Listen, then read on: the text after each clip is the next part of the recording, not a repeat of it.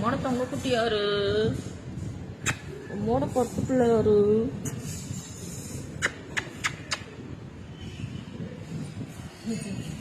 அம்மாட முத்து பிள்ளை யாரு?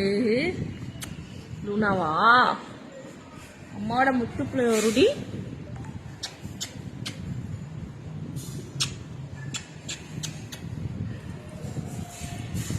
அம்மாடி தங்கமோ? அம்மாடி தங்கமோ? ஆல் த பெஸ்ட் சொல்லு அக்கா. ஆல் த பெஸ்ட் சொல்லு.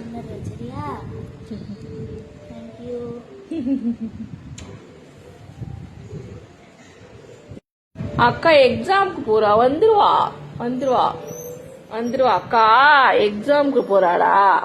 படுத்துக்கோ சரியா? கத்தக்கூடாது. சரி சரி.